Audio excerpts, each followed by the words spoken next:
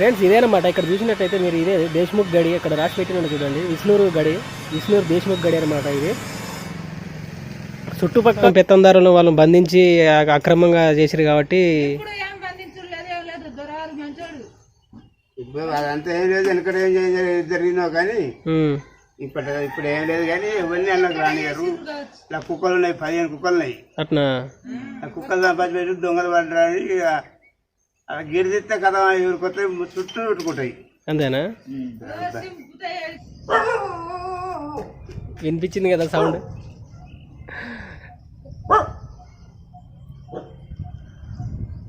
ఏమన్నాం పోతున్నాం తల్లి. 10-20 కుక్కలు ఉన్నాయంట.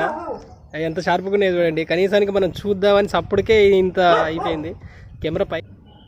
హాయ్ హలో అందరికీ నమస్తే. ఈరోజు వచ్చేసి ఎక్కడ ఉన్నాం అంటే మనం ఇప్పుడు ప్రస్తుతం వచ్చేసి మనం రజాకార్ల పోరాటంలో ఉన్నటువంటి దేశ్ముఖ్ గడి రజాకార్ల కాలంలో ఏ విధంగా ఉంది అని ఇప్పుడు మన జనగామ జిల్లాలో వచ్చేసి ఇక్కడ ఉన్నాం అనమాట. పల్లకృతి దగ్గర విష్ణూరు ఊరు విష్ణూరు ఇదేనమాట విష్ణూరు గడి. ఇందులోకి వెళ్ళి పోదామని చెప్పేస్తే ఎలాంటి అవకాశం లేదని డోర్ వేసినారు. ఎవరు ఊరట. ఇక్కడ ఒక తాత ఉన్నాడు, అతను అడిగి తెలుసుకుందాం ఏ విధంగా ఆ తాత చెప్పినాడు. ఆ తాత మాటలు ఒకసారి వినేద్దాం. ఎవరన్నా ఉంటే చూపించడానికి వీలుంటాయి.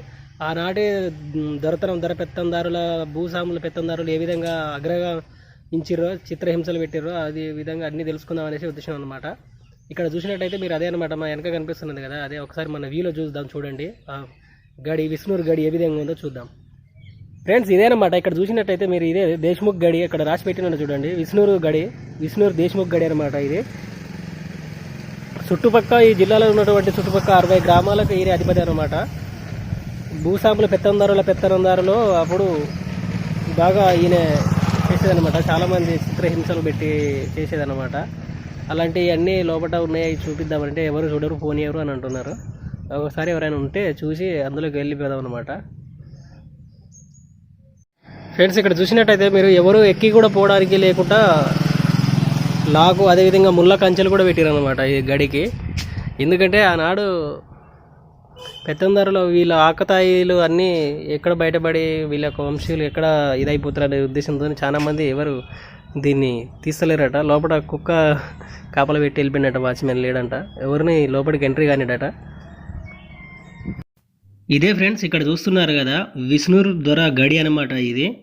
ఇది వచ్చేసి ఉమ్మడి నల్గొండ జిల్లా జనగామ తాలూకాలోని విష్ణూరు అనే గ్రామంలో ఉందన్నమాట. ఇది విష్ణూరు గడి.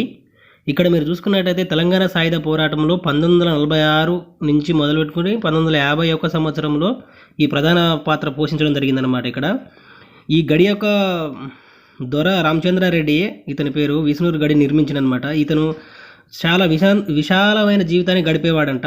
చాలా మంది చెప్పుకుంటున్నారు. రైఫిల్స్ కానీ, పిస్తల్స్ కానీ వివిధ రకాల అన్నీ సమకూర్చుకునేదన్నమాట.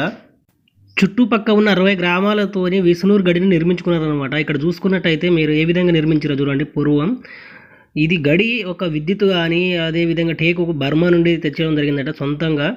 వీళ్ళు అక్రమ ఆగడలాలు బాగానే ఉండేవంట. సొంతంగా కూడా సైన్యం ఏర్పాటు చేసుకున్నాడట. ఇతను విలాసవంతమైన జీవితం గడిపేవాడు.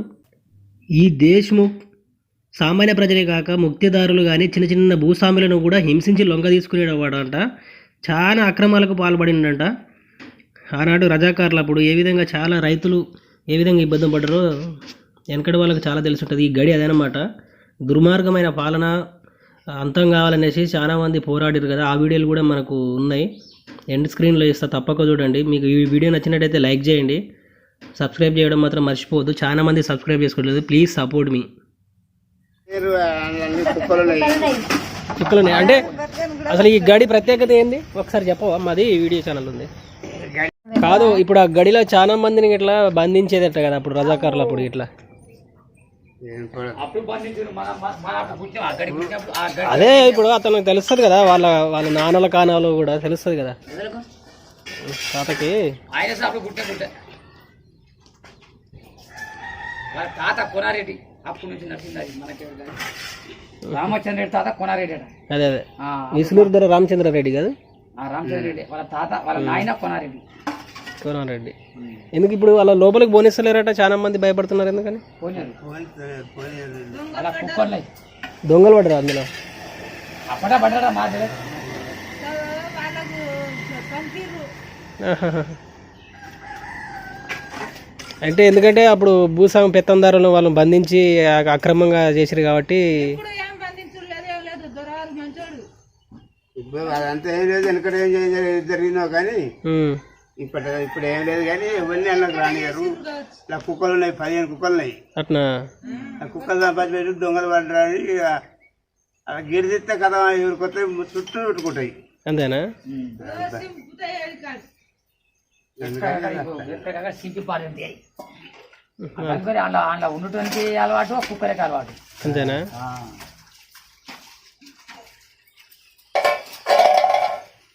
అందులో మరి బంగారమా ఏముంది, ఏం పోయినాయి, దొంగలు ఎందుకు పడ్డారు మరి? అలా చూద్దామని చూద్దామని దిగి అలా బంగారం ఎక్కడ పడైంది, వాళ్ళని పెట్టిపోతారు. అలా బంగారం చూద్దామని దిగిరు. కుక్కలు కరిచినాయి పుల్లు. అమ్మో.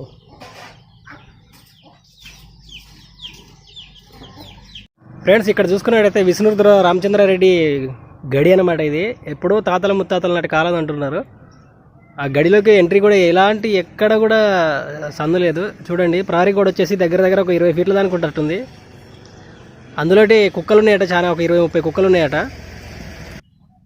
ఇప్పుడు ఆ తాతను అడిగినట్లయితే చెప్తే అందులోకి వెళ్ళడానికి రాదు. ఇంత మునుపు కొంతమంది దొంగసాటంగా వెళ్తే వాళ్ళని కుక్కలను పలగజేరు చేసినాయి. ఒక 10-15 కుక్కలు ఉంటాయి, అందులోకి ఎవరు పోరు, మా ఊరిలో పోరు, ఇంతవరకు అలా ఏముందో కూడా తెలియదు అని చెప్తున్నారు.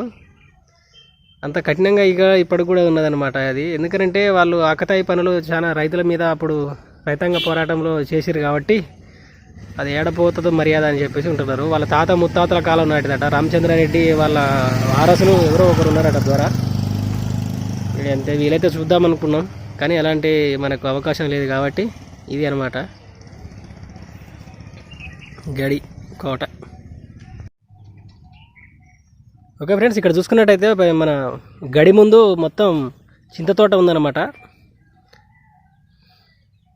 ఇది కూడా దొరవార్లదేనని చెప్తున్నారు ఆనాటి రామచంద్రారెడ్డి కాలంలో. దీన్ని కూడా ప్రహరీ కూడా పెట్టారు. మనం లోపలికి వెళ్ళడానికి ఎలాంటి అవకాశం లేకపోయింది ఇంత దూరం వచ్చినందుకు. గడి వ్యూ వచ్చేసి ఇదనమాట, చాలా చుట్టూ ఉన్నది. ఓకే ఫ్రెండ్స్, గడి దగ్గరికి పోయినమాట. కుక్కడే మొత్తుకుంటున్నాయి, ఒళ్ళు జల్లు అనిపోయింది. పక్కమటే పడుకున్నాయి అనమాట. ఇవి చాలా కుక్కలు ఉన్నాయంట. వీడియో ఏమో కానీ మన పని కథం చేస్తాయి. అది రెడీగానే ఉంది, అది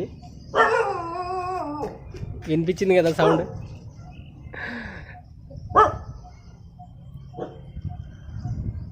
ఏమన్నా పోతున్నాం తల్లి. ఒక 10-20 కుక్కలు ఉన్నాయంట.